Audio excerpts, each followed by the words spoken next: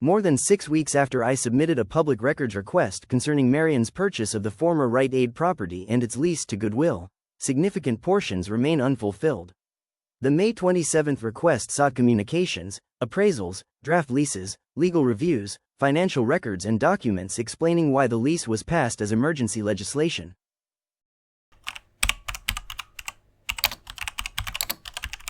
Law Director Mark Russell has indicated that several city offices were not notified until mid-June, weeks after the request was submitted. The city now argues that residents may need to separately contact every department unless Marion has formally designated a centralized records office. But this project involved the mayor, safety, service director, law director, council, fire department and possibly outside consultants. Residents should not be expected to understand the city's internal organization better than the city itself.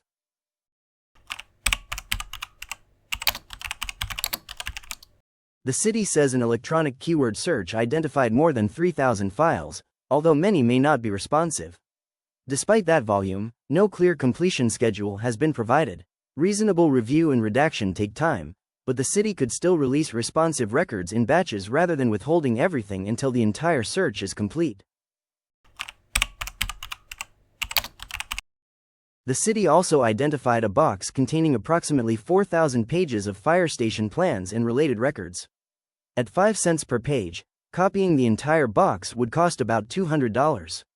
However, the city has not clearly explained which pages are responsive or whether electronic copies exist. The request is for access to relevant records, not thousands of unnecessary paper copies.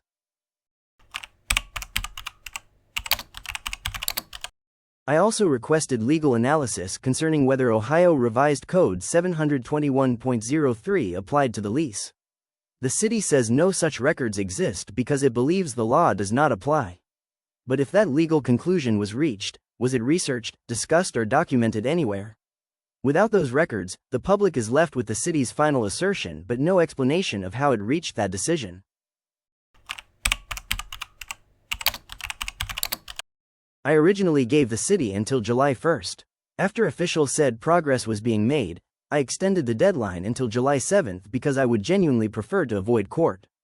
That deadline passed without complete production.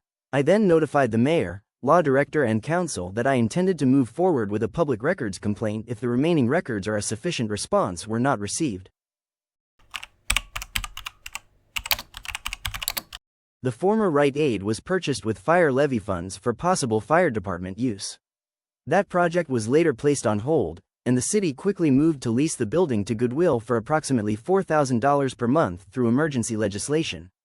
The public deserves to know whether the property was appraised, how the rent was calculated, when negotiations began and why the lease was considered an emergency.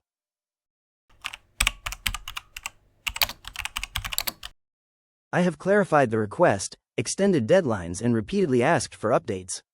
But transparency should not depend on whether a resident is persistent enough to keep fighting. No one should have to spend weeks contacting multiple officials and preparing a court complaint simply to understand how public property and taxpayer money were handled. The greatest obstacle to public trust is not scrutiny. It is withholding the information the public needs to determine whether that trust is deserved.